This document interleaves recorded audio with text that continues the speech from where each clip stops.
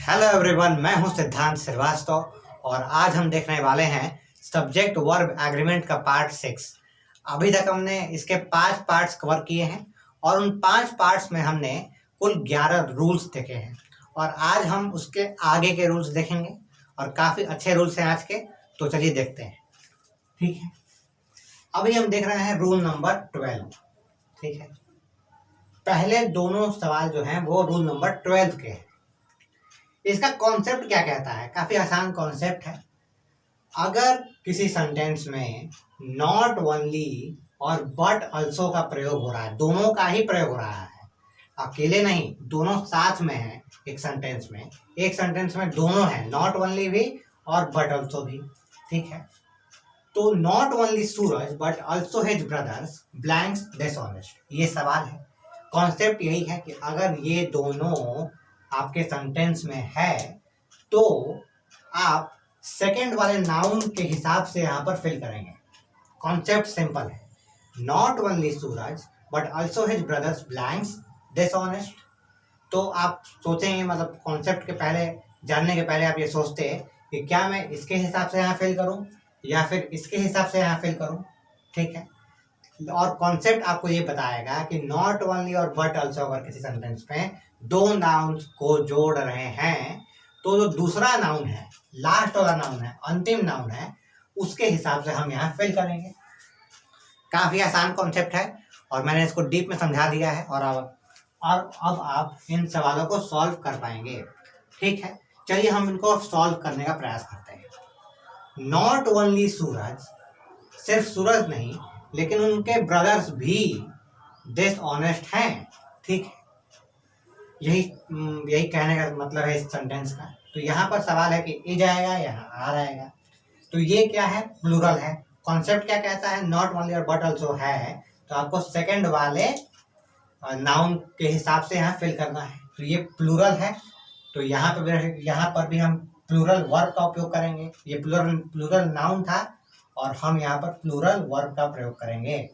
तो यहाँ पर क्या आएगा? आर आ जाएगा, क्योंकि आर प्लूरल वर्ब है। सेकंड सवाल, not only the teacher but also his student blanks intelligent.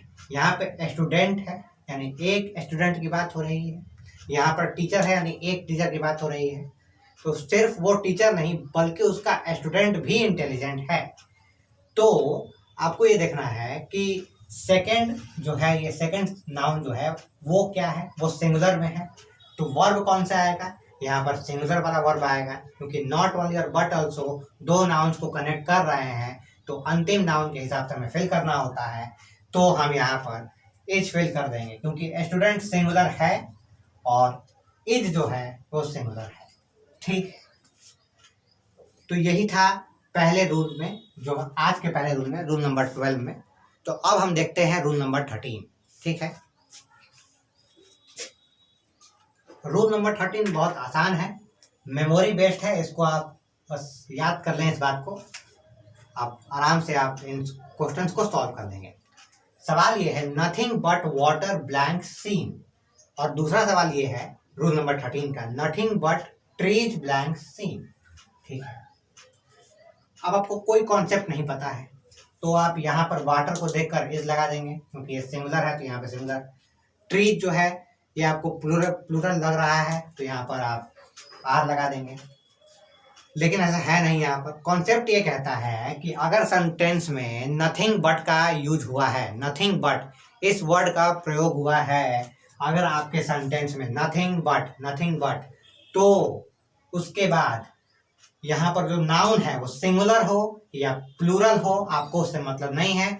आपको यहाँ पर सिंगुलर वर्ब ही भरना है, सिंगुलर वर्ब ही भरना है। अगर नथिंग बट है तो यहाँ पर नाउन प्लूरल हो या फिर सिंगुलर हो, आपको क्या भरना है? सिंगुलर वर्ब ही भरना है। तो सिंगुलर वर्ब यहाँ पर क्या है? इज है, तो यहाँ पर इज हो गया। और यहाँ पर क्या है?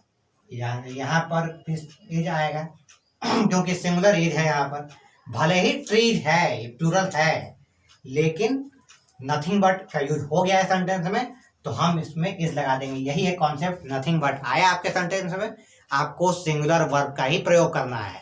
This is simple and very conceptual. ठीक है, काफी आसान है कॉन्सेप्ट, और आपको बस याद रखना है कि नथिंग बट आया तो आपको सिंगुलर वर्ब भर देना है। ये था रूल नंबर 13, काफी आसान रूल है। रूल नंबर 14 को हम लोग देखते हैं। रूल नंबर 13 में हमने देखा कि हमेशा सिंगुलर वर्ब का प्रयोग करना है, और रूल नंबर 14 में हम देखेंगे कि हमेशा प्लूरल वर्ब का ही प्रयोग करना है जब भी किसी सेंटेंस में। कॉन्सेप्ट ये है रूल नंबर 14 का कि जब भी किसी सेंटेंस में द के साथ एडजेक्टिव आ रहा है। एडजेक्टिव क्या होता है? विशेषण होता है, विशेषता बताता है। तो पूरा एक विशेषता ही बता रहा है, ओल्ड, या फिर इसके जगह पे ब्यूटीफुल होता है, या फिर कुछ और होता है, रिच होता है, तो वो भी एडजेक्टिव है। अगर द के साथ एडजेक्टिव है, ठीक है, द के साथ अगर एडजेक्टिव है तो आपको वर्ब को प्लूरल ही भरना होगा। वर्ब को प्लूरल ही भरना होगा, प्लूरल वर्ब का ही प्रयोग करना है। तो प्लूरल वर्ब क्या है? यहाँ पर आर है, यहाँ पर आर भर देंगे। यहाँ पर क्या है? आर है। काफी आसान कॉन्सेप्ट है। ठीक है, बस आपको याद रखना होगा कि अगर द के साथ एडजेक्टिव आ रहा है तो आप उसमें सिर्फ और सिर्फ प्लूरल वर्ब का प्रयोग करेंगे।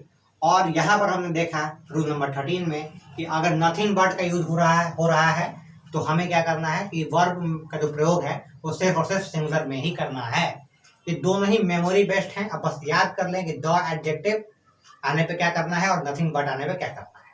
और यहाँ पे भी हमने देखा nothing not only but also से अगर दो नाउन्स को जोड़ा जाए तो आपको सेकंड वाले नाउन, सेकंड नहीं, अंतिम वाले नाउन को पे फोकस करना है और इसके हिसाब से यहाँ भरना होगा। ठीक है, हमने ऐसा ही यहाँ पर भी किया है। तो यही था आज के वीडियो में। उम्मीद है आपको ये समझ आया होगा, और आपकी जो भी डिमांड होगी, जिस तरह की वीडियो की डिमांड होगी, मैं उसको पूरा करूँगा। अभी हमने आज सब्जेक्ट वर्ब एग्रीमेंट के 3 रूल्स देखे हैं, रूल नंबर 12, 13 और 14, और उम्मीद है कि आपको समझ आ ही गया होगा, क्योंकि काफ़ी आसान कॉन्सेप्ट है लेकिन इम्पॉर्टेंट भी हैं, आपके बोर्ड एग्जामिनेशंस में काफ़ी हेल्प करेंगे। सो देखते रहिए और बने रहिए। Thank you for watching this video and good bye, और अच्छे से पढ़ते रहिए।